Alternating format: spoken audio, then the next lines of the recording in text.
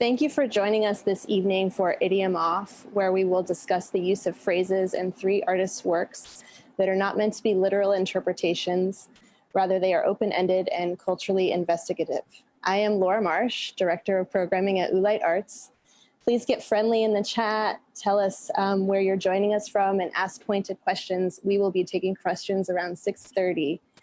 We have the pleasure of speaking with Gonzalo Fuenmayor, Nick Mahshie, and Sasha Wortzel, who are all current residents with us at Oolite Arts, and also in the exhibition that I curated, Idioms and Taxonomies, which is currently on view at Oolite and will be available in person by appointment only starting on November 9th through December 13th.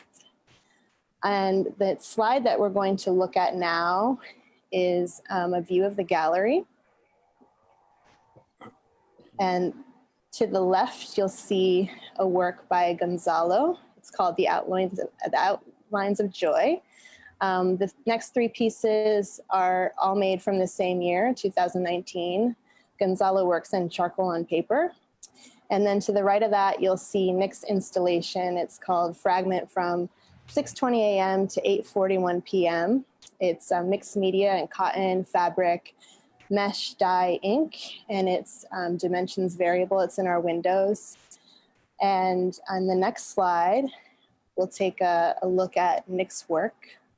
We'll take a look at a close-up. And you'll see how Nick's piece reacts to Lincoln Road and how it reacts to the architecture around it. And in the following slide, we're going to look at a still from Sasha's video, We Have Always Been on Fire. It is video, color, sound. It's 6 minutes. Later, we're going to look at a 2-minute clip of that work. And then just to open up the conversation, I want to ask all 3 of you, what role does language play in your work and addressing the viewer? How do you navigate that?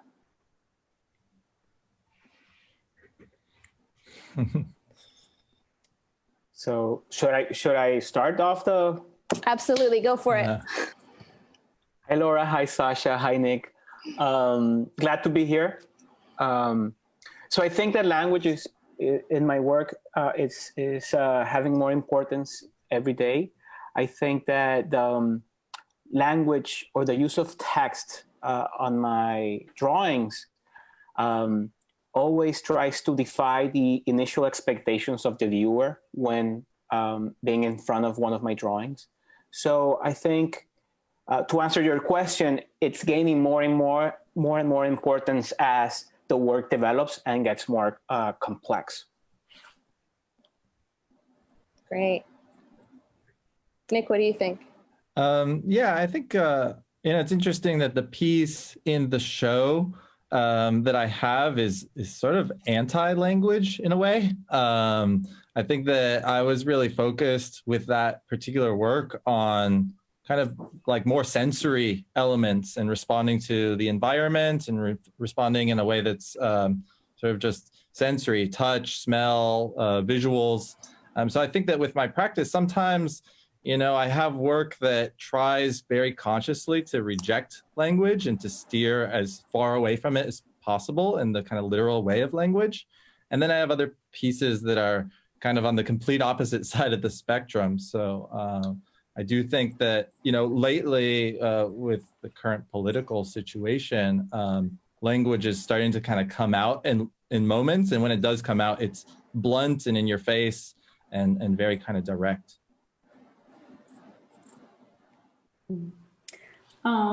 So with my piece, We've Always Been on Fire, I first have to acknowledge Morgan Bassicus, who's an artist and a performer and also a comedian, even though you wouldn't know it from this particular piece. Morgan is very funny. There's some of the main language that's happening in the piece is a song that they wrote. We've Always Been on Fire. And I know Morgan has often spoken to me about their choice to write songs as sort of songs as spells, as these kind of incantations, and talks a lot about the importance of repetition, because if something repeats in a really simple way, then everyone can learn the words and then we can all sing together. And I think that's a really important part of this piece, is the idea that the words get stuck in your head and then we all start to sing them together. And I think for me, the same is true of the language that I'm working in, of cinema, which is like this more kind of sonic and visual language, where I'm also thinking about how that can be sort of like casting a spell, and deliberately employing repetition of images and gestures that can echo Morgan's language and lyrics and kind of build this world that the viewer can come into. Awesome. So we're going to jump to a slide by Gonzalo. God Bless Latin America. We're working with Gonzalo on a book with DAP Publishing that will launch this spring. It's called Tropical Burn. And my question for you, Gonzalo, is by adding Latin to God Bless America, how do you shift our perceptions of the traditional anthem and talk about the connection between North and South America? Laura, I think that's a interesting question. I've been dealing with the main question of how to belong in a place, and language has been. I mean, English is my second language, so I'm always translating and deciphering what I want to say and how I want to say it. So when I've been hearing, God bless Latin, God bless America, and questioning what is America, God, what God, and so forth. So just by inserting subversively the Latin into the text, and also having it not only the text, but having it placed where 20th Century Fox should be instead of this phrase, sort of attempts to make it a little bit more complex about the expectations of one has in navigating this image, reading the text and understanding the text, and then by, in a way, surprising the viewer with the addition of Latin as a way to protest and question at the same time the place of Latin America within the North and South American relationships. So I think that this is very slippery. I use language in a very slippery manner by sort of confusing the viewer or suggesting a different reading from the one that they assume they know how to navigate. Great, and we're going to show another Gonzalo piece. For me, this provocation, how would you like me to exoticize myself for you, is really interesting. I wanted to ask you, how do you feel that you're flipping the gaze? It's so funny, Laura. I read Judith Butler a long time ago, and when I thought about this piece, I was literally, I know it feels very corny, but I woke up with this phrase in my mind. And I think that Judith Butler's idea of the performance of gender sort of triggered this question. And it's an impertinent question. It's confronting the viewer on how he wants me to exoticize myself for him. So it's kind of a tongue twister of sorts, but it's tapping into this idea of performing, of constantly everyone performing some identity for another.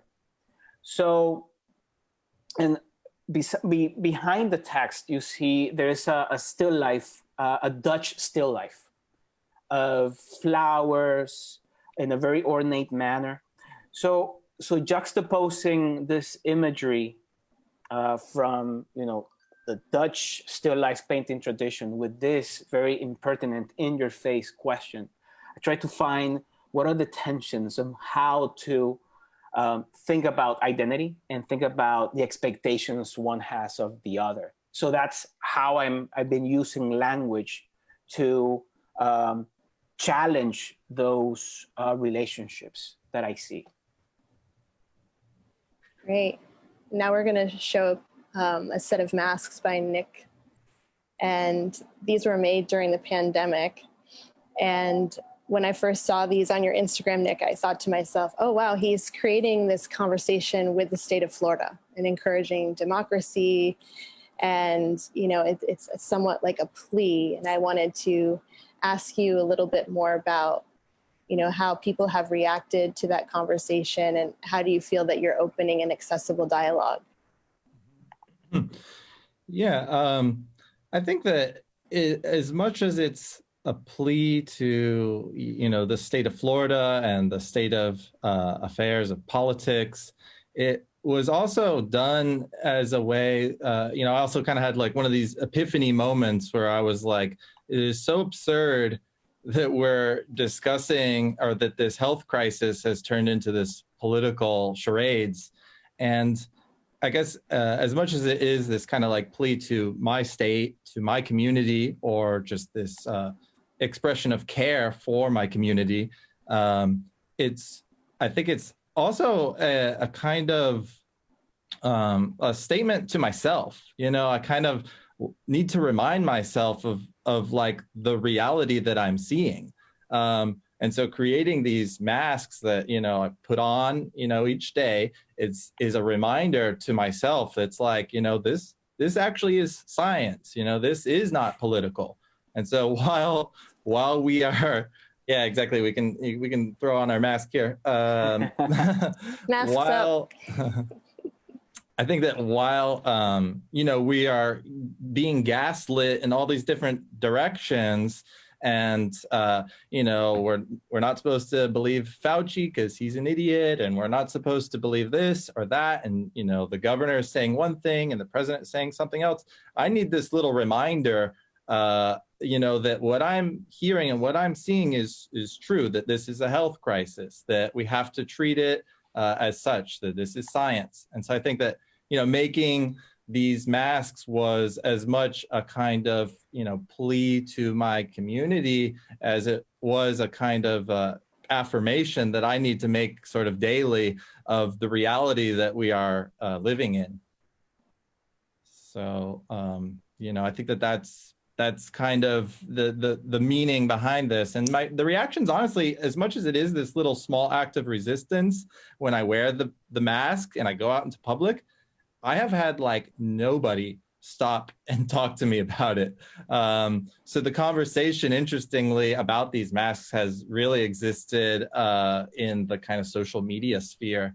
And in public, I don't know if it's like people don't read it, or they just, you know, were reluctant to talk to each other. But anyway, that's been the dialogue that I've noticed. Gonzalo and Nick, could you put your masks on for a second and show us? I'm so surprised that you haven't had more interactions with people around these masks.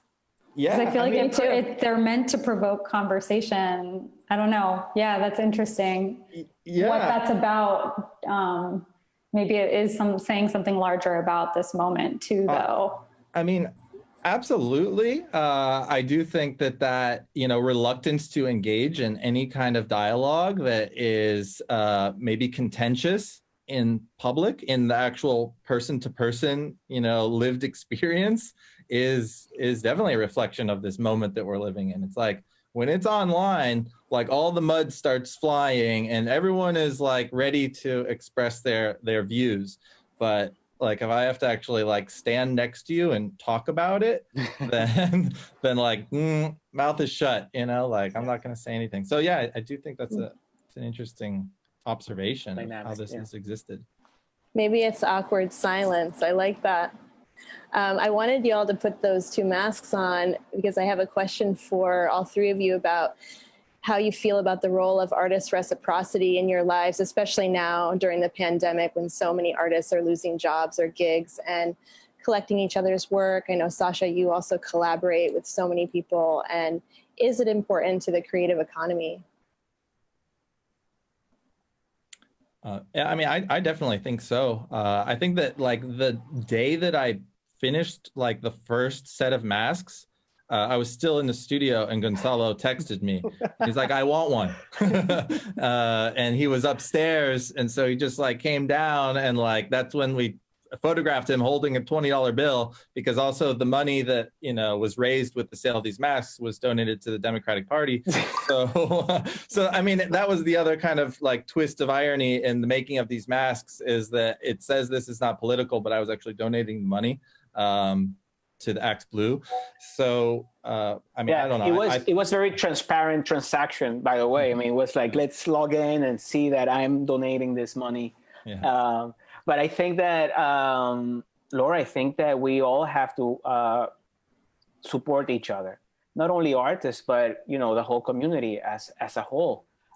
So I think the being in a pandemic where everyone is so isolated, I think at the same time, there's this urge to help out, to be together as much as we can, given the 6 feet, social distancing via the Zoom calls. So everything is changing, but I think that the urge to collaborate, to share, to be together has increased, at least in my way of seeing it and my way of relating to other friends, colleagues, and the community overall. Yeah, I agree. I mean, I think like what uplifts the individual uplifts the whole. So if we can uplift and amplify the work of more people, that's only going to benefit all of us. And I believe very deeply in collective power, and that our work and our voices are more powerful when we put them together. And I think that another thing that that's really important to me, especially right now throughout the pandemic, is mutual aid, and the ways in which we can, when maybe the system is failing us or not supporting us or taking care of us, what are our other tools or ways that we can pool our resources or our knowledge or whatever we have access to benefit the most amount of people. And we see that happening with, you know, fundraisers to help people pay their medical bills, to pay their rent, to take care of each other in ways that we can. I think that's really critical right now, but always there's a long legacy of that work happening. So definitely believe very deeply in that. One of the questions from the audience is from Marjorie Gordon, who's very active in our community, and she asked, where can we buy these masks? And I want to make a small plug that Oolite is launching a shop for our local art week, featuring about 50 artists who have works for sale, and Nick is one of our artists, so check that out in a couple weeks. And now we're going to show a still from Sasha's work, We Have Always Been on Fire, and which is a really beautiful slide. And a note that Sasha is producing her first solo show with us. It will open January 20th in 2021. We're very proud of her, really excited, and it's curated by Christian Kennedy, so stay tuned for that. And we're now going to watch 2 minutes and 32 seconds of this 6-minute video to get a real sense of it and the mood of it and the scenery.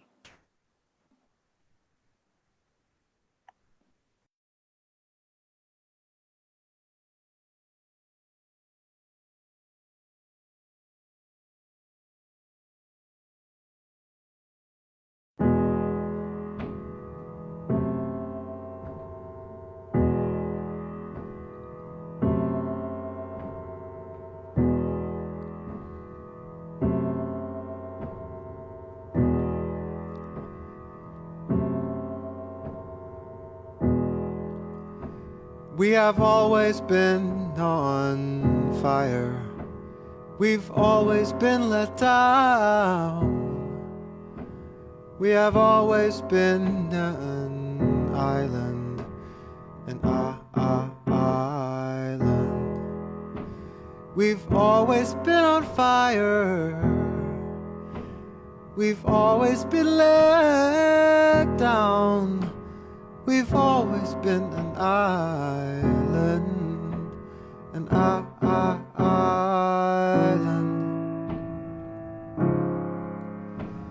an island, an island.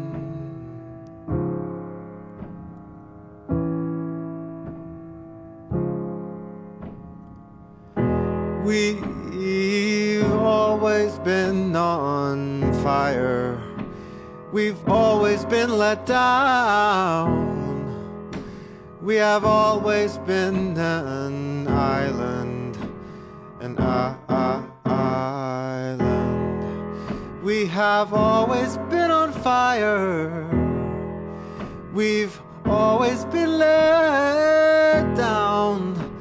We've always been an island, an island,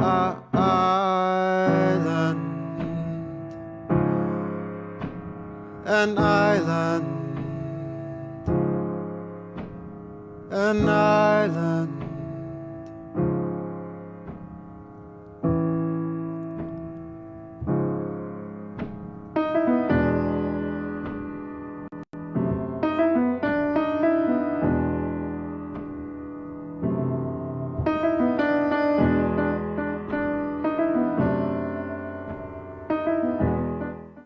It was wonderful watching the first part of Sasha's video, and I'll encourage you to make an appointment to view the exhibition before December 13th by appointment.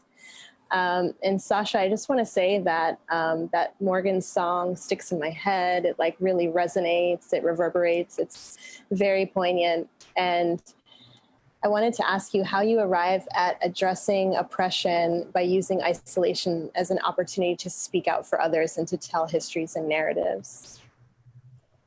Thank you for that question. I guess, well, I think one thing that might be important to know is some background on Fire Island, perhaps, which actually shares, I think, a lot of resonances with Miami Beach in many ways, but is like a small island off of New York. And one section of it has historically been this queer LGBTQ plus section that's long been thought of as this sort of like safe haven vacation destination.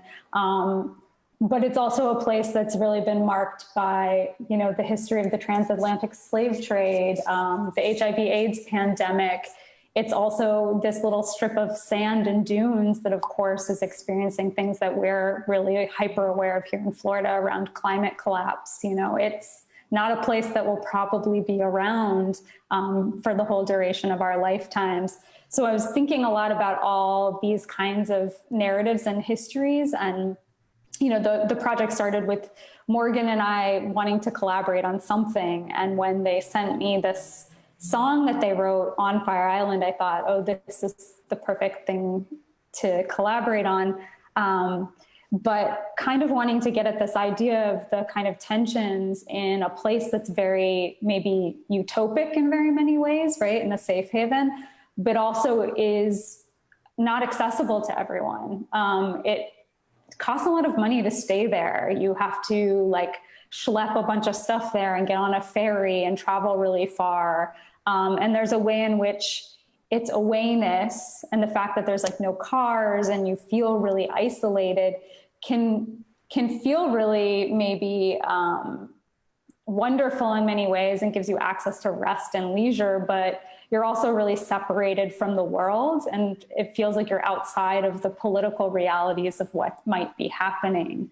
So I was interested in those tensions with that place. And also thinking about, yeah, I guess isolation is kind of a productive site to interrogate, and how, you know, I think all of us are kind of grappling with isolation in our own ways right now as we're not able to gather. But even in that isolation, we find ways, and we're never really, we're always connected to some kind of lineage of what's come before and what will come after. So trying to kind of wrestle with that or sort of conjure that in the imagery if that sort of answers your question. Absolutely.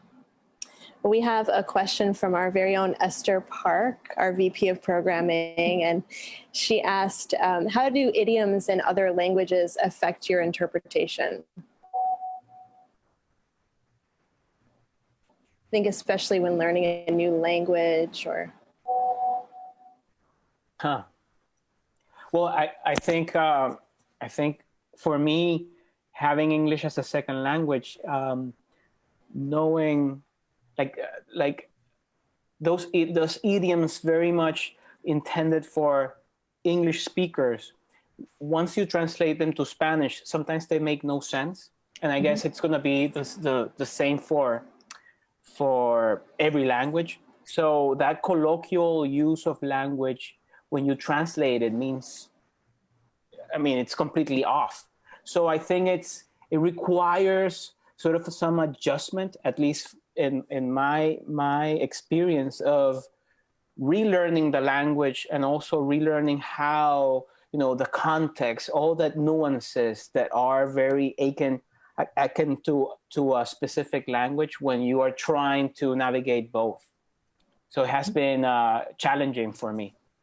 I think it also, it brings us closer together though, when we learn those idioms in another language, because it's like, I get another side. Like, I understand that my, very kind of like locked in understanding of how I learned language is not so, it doesn't have such barriers. It's permeable. And so the way that, an idiom kind of reveals itself in Spanish or in, French or Creole or whatever, it kind of like, it shows me something new. It sort of breaks down my understanding of my own language and the way that I communicate. And it reveals like another way of seeing things, which I always really love. I mean, in learning languages, that's like the most exciting thing. And the thing that makes me feel closer to a particular culture, a particular place, is having that revelation take place. Yeah, it's like a revelation, right? It's like a different. Language becomes very flexible. It's not like a monolith. Yeah, exactly. And then like when you create those literal translations, they're often funny, and like it gets you to kind of just think about it from this other perspective, that maybe you hadn't seen before. Yeah, so I do find that slippage, as you talked about earlier on, of language is kind of like one of the more exciting things about how we kind of communicate, and allows us to see that permeability between cultures and ways of speaking and communicating. I was going to say that, everyone has their moment when they're learning a new language of frustration where you just, you blank or you break down and you get very emotional. And I think sometimes idioms, they give you a point of departure from that and you laugh, and for me, like learning a new language is about like becoming comfortable with making fun of yourself. And, I'm trying to learn Spanish and it's always this push and pull of like my inner self. But I think if you can have these moments of just being casual with the person you're talking to, and if an idiom can help you like mix that bond and laugh, I think it really serves its purpose. And also, then, yeah. Oh, go ahead. No, go ahead. No, I remember that I spent, I don't know, like a big chunk of my life when I was in vacation and I was speaking English. Someone would say something and I would say, like, you're welcome, right? In Spanish, you say de nada. So when I did something, I would say, oh, of nothing. And then I would be like, of nothing. And then people say, oh, you're welcome. But in Spanish, it didn't make sense. So for 20 years or so, I was literally translating from Spanish to English, like of nothing. And people were like, what is he saying? And now I laugh at me trying to translate of nothing. And now I say, you're welcome. But yeah, it's just an anecdote sort of that struggle between the two languages. but also maybe it makes sense. Maybe that's why no one spoke out. It's like they heard you say of nothing, and like somehow, some way, they're like, oh yeah, like of nothing. Like, I get it. I guess so. Yeah, I think like we can make a lot of sense from things that maybe don't logically connect, or like I'm really interested in when you don't have a shared language necessarily. What are the other ways that you communicate? Like your gestures, your facial expressions, or what is putting a set of images to do for language, and what does that communicate, even if there are no words? I think we're really good at finding ways to communicate and connect, even when we're not speaking the exact same language, or we're saying something in a way that might sound unusual. Correct. Yeah, and the more I think about your works, I think of them more as provocations than idioms at times, where Sasha, I'm still thinking about a tour that I gave to one of our board members, Eric Rodriguez, the other week, and he came up to you and said, why did you choose the lyric "Come and get us," or "Come get us," and you explained it so well. And then I thought about that. He asked you, like, what about "Come join us"? And I thought about that possibility, and I was like, no, it wouldn't be a provocation then. "Come get us" is like tempting us to join, and also Gonzalo, with your work, like, "Let me exoticize myself for you," it's a provocation. And I was wondering if you could talk more about the power of provocation and how that moves people, or how it like represents that push-pull. Sure. Sasha, you go first. Oh, me first. Sorry, I misunderstood. It's fine. Well, I think, let's see. I think that I do think that saying, well, first of all, it's tricky because my work is the response to these lyrics, right? And to sort of visually interpret them and create like a world around them. They're not quite my words, but they resonate very deeply with me. And so this idea, rather than "come join us" on this very like isolated, maybe like beautiful island that seems kind of like a paradise on the surface, but if we all run away to an island and just shelter ourselves from the world, that's not really doing what we're talking about earlier, which is about how do we actually center care and take care of one another holistically.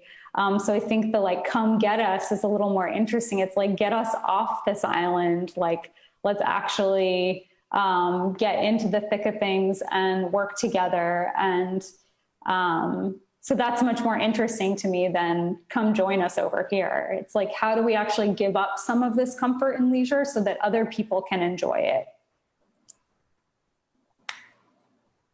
Definitely. And in a different way as Sasha, I think that in my work, I try to provoke. I use text to provoke, but also using or thinking about how the text and the image that I choose to balance off the text react with each other. So sometimes I use I merge the text within an image, and hopefully that image becomes an antonym of what I'm trying to say, or exaggerates or complements. So for me, the provocation starts from the start in me trying to design how these words and the images relate to each other, if they clash, if I see some tension within them. And hopefully that tension carries over into the viewer, and the piece grows and takes a life of its own. But I think for me, the provocation has to start from the juxtaposition of imagery, text, and language within the image. Wondering, do either of you or Laura, do you think that in some ways, like there's like a I don't know, resurgence or just like a bountiful amount of language-based artwork that is being created at this moment? And do you think that that has to do with, you know, the political moment that we're in and hearing provocative text being iterated on the regular? And that in some ways, you know, some of the responses that we're coming up with is this reassertion also of, you know, another position. I mean, I don't know, I guess I wonder about that. You know, we make our work intuitively and also responsively to, you know, the moment. And do you think that it has to do with, you know, what we're hearing on a regular basis, you know, from like, you know, this political moment, essentially? I do actually, not to get too far into politics, but this has been the first presidency where the president's on Twitter. I mean, that's never happened before. And for me, that's an unprecedented moment. There's all this dialogue constantly being thrown out. And I think just the way that we communicate has changed. And you know, now we're on Zoom, we're on Instagram, we're on Facebook. There's a lot of hashtags, and even when we pay each other, there's cash tags, and there's a lot of language that we're developing to communicate. And I think that you all have said it really well, that, you know, when you create work, I don't think any of you are saying this is the answer with these statements. You're saying, I'm provoking a response. I want an open dialogue. I want to change the way that we see gender, politics, language, you know, the way we see North and South America. And that's why I think art is so powerful, is that you have the ability to create these open-ended narratives that bring us together and create an investigation for the viewer. You know, and I think that as a curator, I'm also interested in language. Like, I love that you're talking to me, that you're talking to the viewers. Yeah, I think that's an interesting question. I do think that, yeah, we are very influenced by protests and uprisings, and yeah, that we have to be really economical with our words, also in our communication via text, via social media. That we're learning very quickly, like how to kind of speak a shorthand, or how to communicate larger ideas in really succinct ways. And that inevitably is going to have an impact on the work we create and the way we communicate with each other. So I do think that we see that happening for sure. And that it's an effective strategy. You know, it has been for movement building for a long time, whether that's online or in the streets. To put words together in ways that provoke action or pose a question and force us to really interrogate ourselves and the world around us. I think we're seeing that a lot right now. I think it's interesting, Sasha, that you talked about like also the sort of spell or like the magic of that repetition, because I was thinking about it also as these mantras, you know, that we create also to, you know, even like in a religious or spiritual way, to kind of like, you know, give us the power to assert what we believe in. And I found that really interesting about your work, Sasha, is that mantra was kind of just like, you know, like embedding it in kind of my reality and broadcasting it as well. So, I mean, I think that idea of repetition of these statements is so also essential in response to you know, hearing things also that we may not agree with, or you know, that also take up, you know, larger kind of space in the environment, just like louder voices. Like we also have our voices in there. And Nick, and also just to add in, I mean, I think you have this feeling of spell, but also sometimes the repetition can desensitize as well. So instead of, you know, creating a special bond, sometimes the repetition sort of makes it invisible in so many ways. So it's so fascinating for me how language and repetition work, because they can go both ways.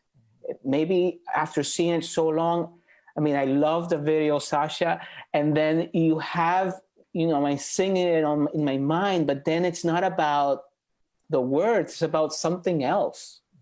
So it's fascinating how repetition can work.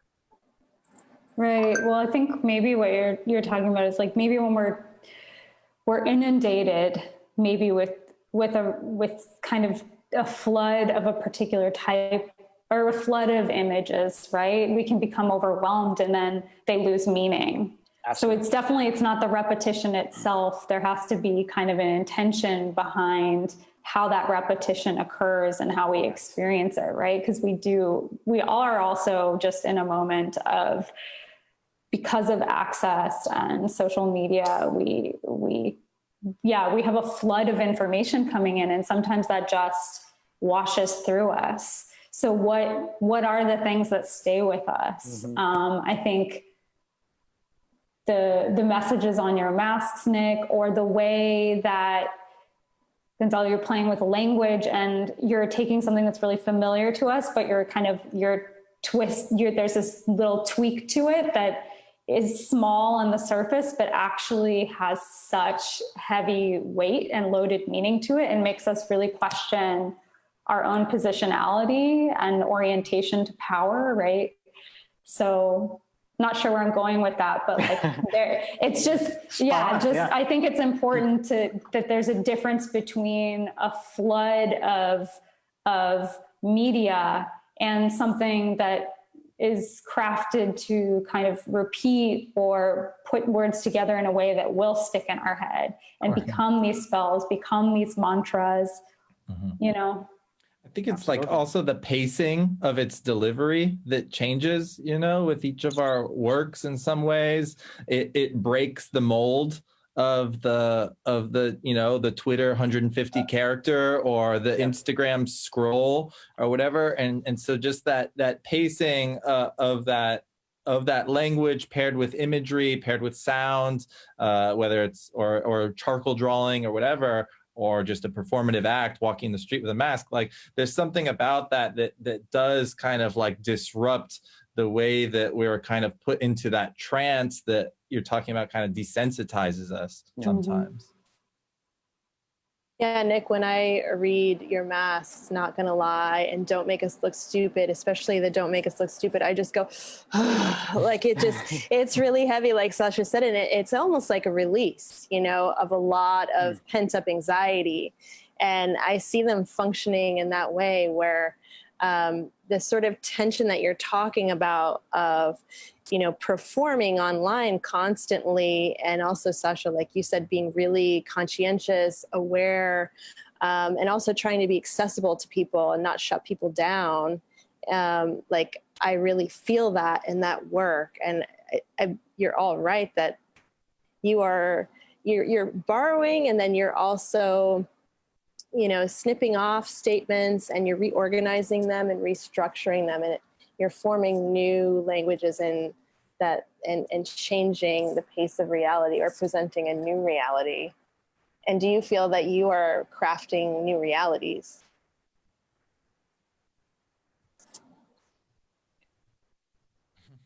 Absolutely. Yeah, I think that's absolutely. I think that's, for me, in the studio, that's an epiphany when I feel that there's something new about the relationships that I'm sort of weaving, be it with language, with text, with imagery. So yes, I think that it's all about attempting to provide a different reading or a different perspective or a different angle to something that's common to all of us, and hopefully motivating the act of looking at reality from a different standpoint, and hopefully that can create change, whatever it is.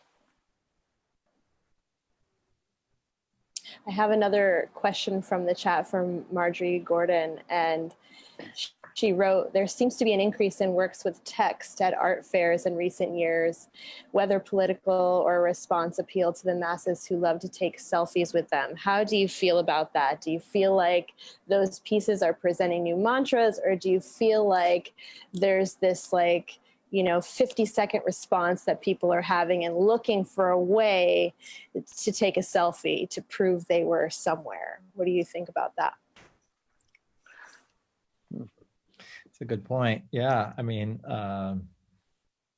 absolutely. I don't know, because it's true that there is an abundance of these Instagrammable sort of dichos, sayings that it's almost like I want that to be part of the profile of the identity that I'm crafting on my social media platform. So like, bingo, here's the selfie, there's the statement. I don't know if it's necessary. I mean, I don't know. There's nuance there, because there's good versions of that, and there are more simplistic versions of that as well. Yeah, I mean, I don't know. I think, to be honest, I don't know how to. I mean, you can see that sometimes you see the increase in text, but also just like T-shirts and posters. I mean, people are sort of overwhelmed by so much information and so much imagery that I don't know. It's confined to only art fairs per se. Mm-hmm. I think there's so much everywhere. And so I don't know if I would tie it to a commercial sort of aim as if in an art fair per se, but I think it's everywhere. We find all these opportunities to endorse or our online brand or whatever with information that's not from that we don't make ourselves, but it's out there.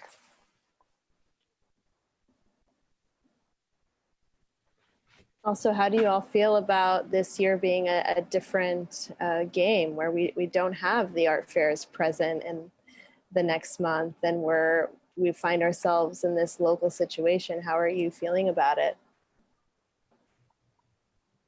I'm excited for the possibilities that opens up. I think for the focus to be more on local artists, and for artists to think creatively outside of that market, how to kind of intervene and take up space in Miami in interesting ways that kind of hopefully, provoke some of these questions that we're thinking around place, around gender, around power.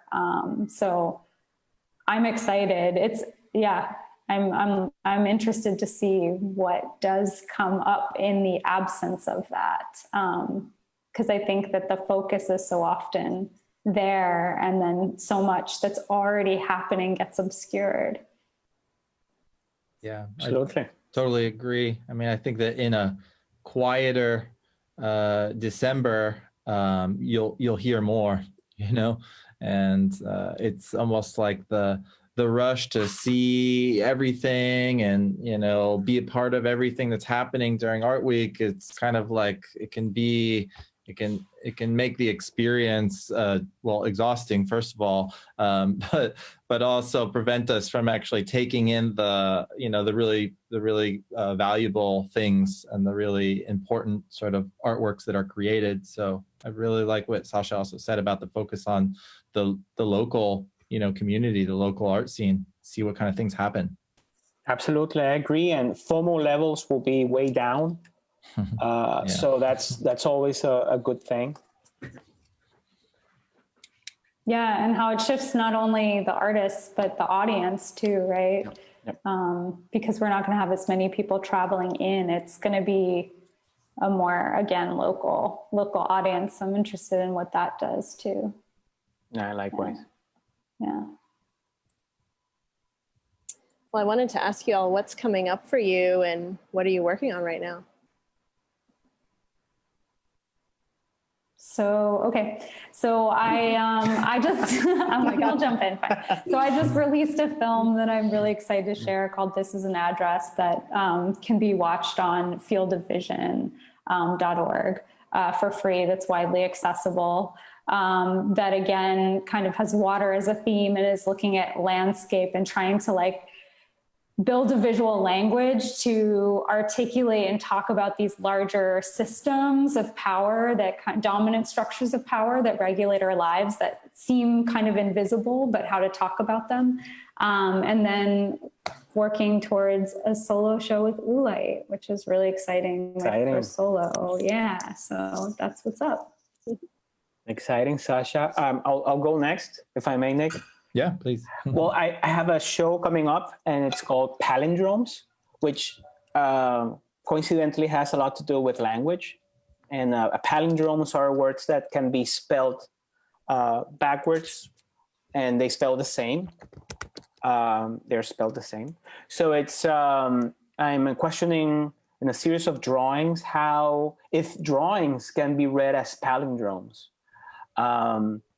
which I've been sort of exploring in the last series I've been making during the pandemic. So it's opening December 2nd or December 3rd. Well, either, I think the 3rd on .51, and making monumental charcoal drawings, sort of exploring those themes. That's what's coming up in December. Great. I've got some designed objects that I've been developing. So when we talk about, kind of like accessibility of the things that we make, it's something I've always been interested in. So making small fabric items that, I'll have available like for sale. Also be participating in an Oolite show next year, Diverse Networks, which I'm really excited about. It'll be a collaborative work that I'll be doing with an Indian artist. So I'm excited about that as well. Awesome. And also piggybacking off of our conversation about Art Week, George Fishman, also a really active member in our community, he asked, and Gonzalo also mentioned .51, he asked if each of you are participating in activities during the Art Week, and are you looking forward to specific things that are occurring locally? My things are still up in the air. So, yeah. Nick for hire. I think go ahead, Gonzalo. Yeah, no, I'm looking forward to having the luxury, the privilege of having the time to see more work from local artists and sort of be able to focus without the noise and the FOMO levels up high. So I'm really looking forward to this December and getting to know what's being done here locally, which I think is very important. I want to mention that George also shared Field Division and .51 in the chat, so you guys can check out those shows. And I want to thank you all for joining us. I really love this conversation. And we have a few programs coming up for Oolite Arts Online. And if you can take a look at November 11th, we have talks with Nicholas Baum at 7 o'clock, and November 18th, art films at 7. We hope to see you soon. I thank you so much for tuning in, and thank you, Gonzalo, Sasha, and Nick, for being residents at Oolite Arts and sharing your work with us. Thank you. Thank you. Thank you. Thanks Been for a having pleasure. us.